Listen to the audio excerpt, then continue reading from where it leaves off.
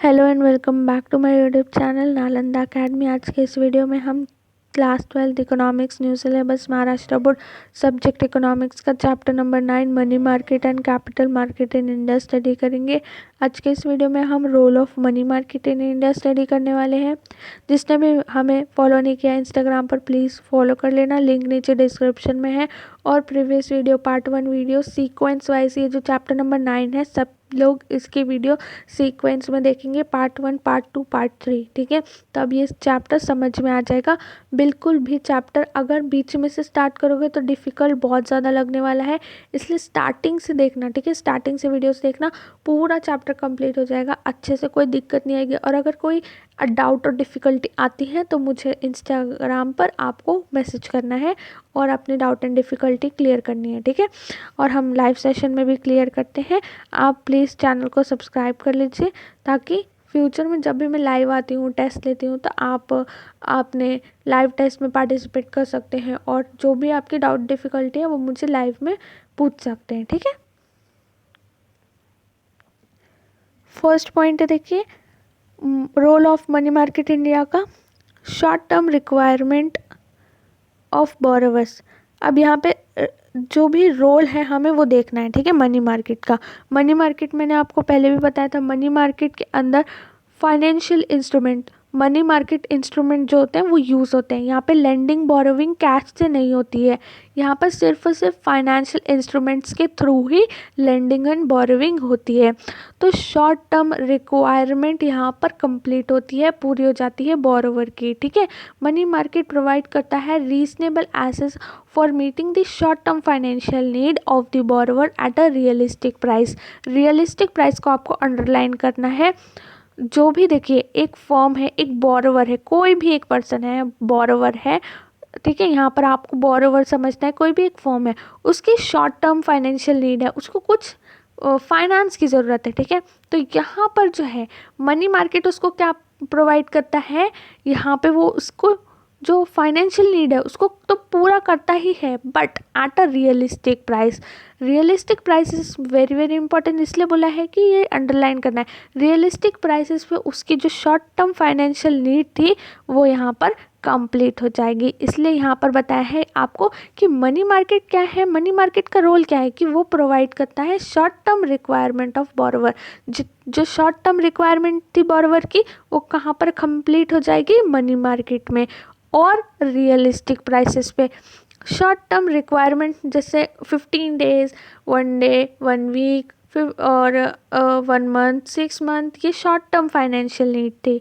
ये कम यहाँ पर जो फाइनेंशियल नीड थी वो शॉर्ट टर्म की थी, वो बोरोवर की यहाँ पर पूरी होती है रीज़नेबल और रियलिस्टिक प्राइसेस के ऊपर। रियलिस्टिक प्राइसेस मतलब बहुत ज़्यादा नहीं या बहुत कम नहीं, उसको उतने रियलिस्टिक अमाउंट पर यहाँ पर फाइनेंशियल जो है रिक्वायरमेंट उसकी कंप्लीट हो जाएगी।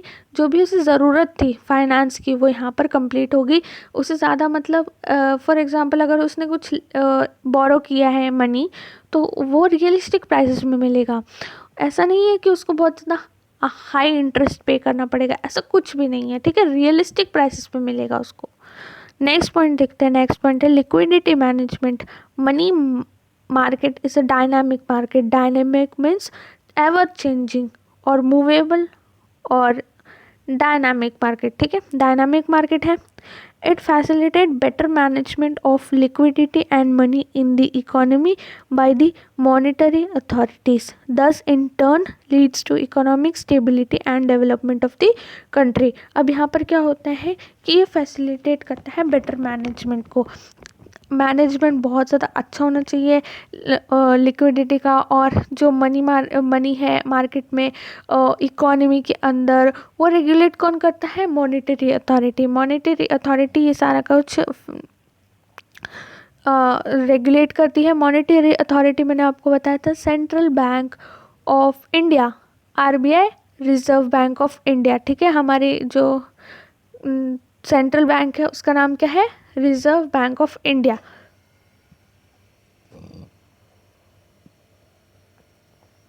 मनी मार्केट जो है अब यहाँ पर आपको बताया है रोल, तो इससे क्या होगा, यहाँ पर इकोनॉमी में स्टेबिलिटी आएगी और जो हमारी कंट्री का डेवलपमेंट भी होगा। तो ये सब कुछ कौन करेगा? Monetary authority. नेक्स्ट देखते हैं हम third point, portfolio management. Money market deal करता है different type of financial instrument के साथ। मैंने आपको बताया call money, notice money, treasury money, treasury bills, commercial papers, certificate of deposit, commercial bills, ये सारे कुछ होते हैं। तो ये इस तरीके से डिज़ाइन किया गया है कि रिस्क और रिटर्न प्रेफरेंस को ध्यान में रख के। जैसे फॉर एग्जांपल इन्वेस्टर है, ठीक है, और उसका जो रिस्क है उसको कम कर दिया और जो उसका रिटर्न था उसको मैक्सिमाइज करने की कोशिश है। This enables the investor to hold a portfolio of different financial assets, which in turn helps in minimizing the risk and maximizing the return. Means उसका जो रिस्क है मिनिमाइज हो जाए, मतलब डूबने का रिस्क, मतलब पैसा डूब जाता है फॉर एग्जांपल के लिए, समझने के लिए समझ लो, लेकिन मिनिमाइजिंग रिस्क आपको लिखना है। मैं समझाने के लिए बता देती हूँ। मतलब आपने सुना होगा ना, पैसे लगाया और डूब गया, ऐसे वगैरह, मतलब उनका लॉस हो जाता है। तो रिस्क जो है कम करना, और उनको पता है कि अगर मैंने 100 रुपये लगाए हैं तो मुझे 150 वापस आएंगे भी, ठीक है। तो ये क्या हो गया? रिटर्न उसका कितना हो गया? 50 रुपये ज़्यादा हो गया ना, 150 मैंने बोला आपको। तो यहाँ पे क्या होगा? रिस्क उसका कम हो जाएगा और रिटर्न जो है मैक्सिमाइज हो जाएगा। ये सिर्फ और सिर्फ एक हाइपोथेटिकल एग्जाम्पल था। मैं आपको हमेशा बताती हूँ, मैं आपको सिंप्लीफाई करने के लिए बहुत सारे एग्जाम्पल बताती हूँ जिससे आपको याद रखने में आसानी हो, ठीक है। सिर्फ और सिर्फ मैं आपको इसलिए बताती हूँ क्योंकि आपको याद करने में आसानी हो, ठीक है, लेकिन आपको लिखना इकोनॉमिक्स की लैंग्वेज में ही है। तो क्या होगा यहाँ पर? मिनिमाइजिंग हो जाएगा रिस्क और मैक्सिमाइज हो जाएगा रिटर्न।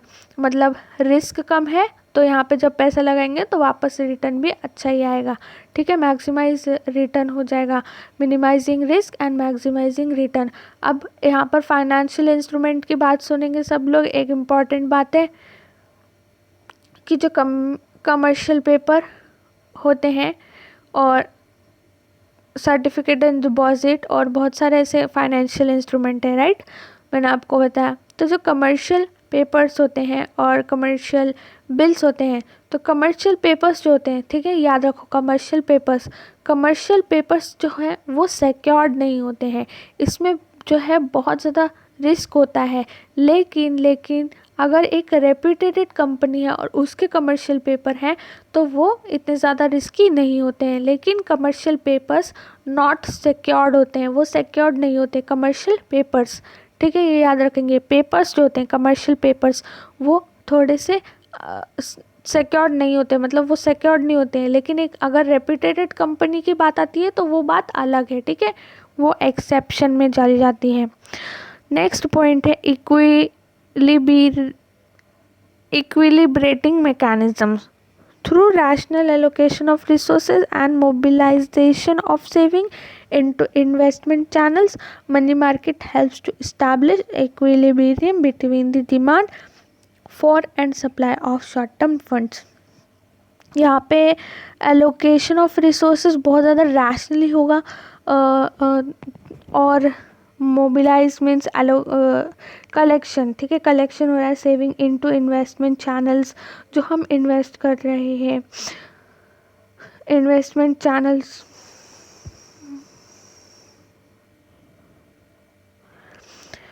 तो मनी मार्केट हेल्प करता है इस्टेब्लिश करने में equilibrium between demand for and supply of short term funds. Demand for and supply of short term funds, यहाँ पे मैं आपको नंबर से बता रही हूँ इक्वल कैसे होगा। देखो, डिमांड और सप्लाई इक्वल होने चाहिए, ठीक है। अगर डिमांड 50 है तो सप्लाई भी 50, अगर डिमांड 100 है तो सप्लाई भी 100 सॉरी। तो ये इक्वल होना चाहिए, ऐसा नहीं है कि एक ज़्यादा है एक कम है। ये मैंने नंबर से आपको इसलिए बताया कि आपको जल्दी से अच्छे से समझ में आ जाएगा। और वैसे यहाँ पर ये एक हाइपोथेटिकल मैंने खुद ही एग्ज़ाम्पल आपको समझाने की कोशिश करी थी, इसलिए मैंने एक हाइपोथेटिकल एग्ज़ाम्पल आपको बता दिया कि ऐसा होना चाहिए, ये इक्वल होना चाहिए, ठीक है। समझ में आ रही है सबको? इक्वल होना चाहिए। इक्विलिब्रियम होना चाहिए किसके बीच में, इक्विलिब्रियम। अब आपको इजी लैंग्वेज में समझ आ गया, इक्वल होना चाहिए। तो आप इकोनॉमिक्स की लैंग्वेज में कैसे लिखेंगे कि money market helps to establish equilibrium between the demand for and supply of short term funds। बस हमने समझ लिया था, ठीक है, मैंने आपको समझा दिया था। इक्वल इक्वल इक्वल होना चाहिए, demand for and supply of short term funds. उसके बाद में हम इकोनॉमिक्स की लैंग्वेज में लिखेंगे ना, तो इक्विलिब्रियम हो जाता है वो, ठीक है। एक पॉइंट आता है इक्विलिब्रियम का, जब ये दोनों ना लाइन क्या करती हैं, इंटरसेक्ट करती हैं, डिमांड और सप्लाई की, वो इक्विलिब्रियम बोलते हैं उसे, ठीक है। तो यहाँ पर ये 4th पॉइंट हो गया। अब हम 5th पॉइंट देखते हैं, financial requirement of the government. अब आपको पता है गवर्नमेंट को भी कभी कभी फाइनेंशियल रिक्वायरमेंट होती है, जो शॉर्ट टर्म फाइनेंशियल रिक्वायरमेंट होती है वो यहाँ पे मनी मार्केट हेल्प करता है गवर्नमेंट के फुलफ़िल करने के लिए। गवर्नमेंट को भी कभी कभी शॉर्ट टर्म फंड्स की, शॉर्ट टर्म फाइनेंशियल रिक्वायरमेंट होती है। तो यहाँ पे वो पूरी कैसे होती है, ट्रेजरी बिल्स से पूरी होती हैं। ट्रेजरी बिल्स अब इशू कौन करता है, ट्रेजरी बिल इशू करता है आरबीआई, ठीक है, ये याद रखना हमेशा। ट्रेजरी बिल्स जो होती हैं ये भी एक मनी मार्केट का इंस्ट्रूमेंट है, मींस फाइनेंशियल इंस्ट्रूमेंट है। ये इशू करते हैं RBI on the behalf of the government, government के बिहाफ में इशू करते हैं। तो इससे यहाँ पे फाइनेंशियल रिक्वायरमेंट गवर्नमेंट की पूरी हो जाती है। नेक्स्ट पॉइंट है implementation of monetary policy. Monetary policy is implemented by the central bank. Central bank कौन है इंडिया की, आरबीआई। तो मॉनेटरी पॉलिसी को इम्प्लीमेंट करने का काम किसका है, सेंट्रल बैंक का है। मॉनेटरी पॉलिसी बनाते भी अब यहाँ पर देखिए, मॉनेटरी पॉलिसी को इम्प्लीमेंट करेगी central bank. It aims at managing the quantity of money in order to meet the requirement of different sector of the economy and to increase the pace of economic growth. A well developed money market ensures successful implementation of the monetary policy। और यहाँ पर अगर आप देखोगे कि जो यहाँ पे आप देखेंगे कि वेल डेवलप्ड मनी मार्केट और अगर सक्सेसफुल इम्प्लीमेंटेशन होगी मॉनेटरी पॉलिसी का, तभी एक जो है वेल डेवलप्ड मनी मार्केट जो है बनेगी। और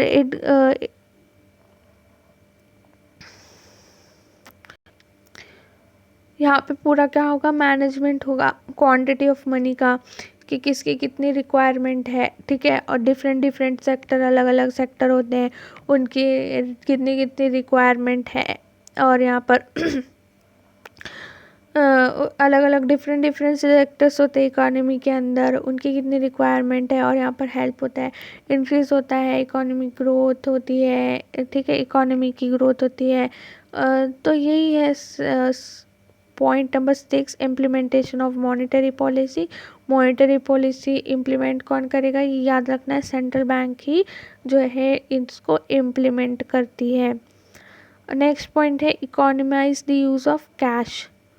money market deals with various financial instrument that are close substitute of money and not actual money, thus it economize the use of cash। मैंने आपको बताया मनी मार्केट के अंदर जो लेंडिंग बोरोविंग होती है वो कैसे होती है, फाइनेंशियल इंस्ट्रूमेंट के साथ में होती है, मनी मार्केट इंस्ट्रूमेंट से होती है। यहाँ पर असली कैश नहीं चलता है, ठीक है। तो इससे क्या होता है, इकोनॉमाइज होता है यूज़ ऑफ कैश का। ये बहुत सिंपल पॉइंट था। नेक्स्ट पॉइंट है growth of commerce, industry and trade. Money market help करता है discounting bills of exchange, local as well as international traders का, ठीक है, ये याद रखना है, लोकल का भी और इंटरनेशनल ट्रेडर्स का भी। जिसको भी बहुत ज़्यादा अर्जेंट है, शॉर्ट टर्म फाइनेंशियल और शॉर्ट टर्म फंड्स की बहुत ज़्यादा ज़रूरत है, ठीक है, तो वो यहाँ पर कंप्लीट हो जाती है। क्योंकि मनी मार्केट के अंदर क्या होता है, डिस्काउंटिंग बिल्स ऑफ एक्सचेंज, मतलब एक जो बिल्स ऑफ एक्सचेंज मैंने आपको पहले भी प्रीवियस वीडियो में बताया था कि बिल्स ऑफ एक्सचेंज दिखाकर हम क्या कर सकते हैं, पैसे अपने ले सकते हैं।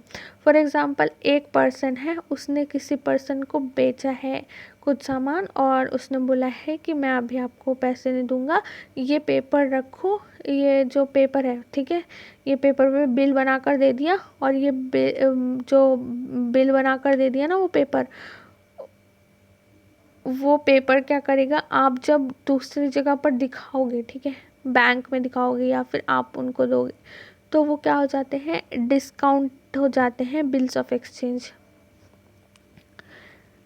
तो यही होता है डिस्काउंटिंग बिल्स ऑफ एक्सचेंज, कि आपको अगर अर्जेंट नीड है कैश की, तो आप वो बिल दिखाकर पैसे ले सकते हैं, ठीक है, आप वो बिल दिखाकर क्या कर सकते हैं, पैसे ले सकते हैं। एक तो जो अर्जेंट नीड है कैश की वो ख़त्म हो जाएगी।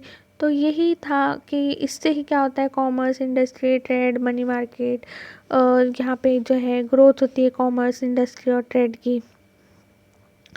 Capital for agriculture, working capital for agriculture provide करते हैं, और स्मॉल स्केल इंडस्ट्रीज़ को भी बहुत ज़्यादा हेल्प मिलती है। तो यही था role money market in India का।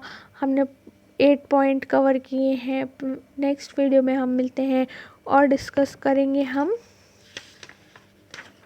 Capital market, reforms in the money market, ठीक है, रिफॉर्म्स हम स्टडी करेंगे, उसके बाद में हम कैपिटल मार्केट स्टार्ट करने वाले हैं। Thank you so much for watching this video. मिलते हैं नेक्स्ट वीडियो के अंदर।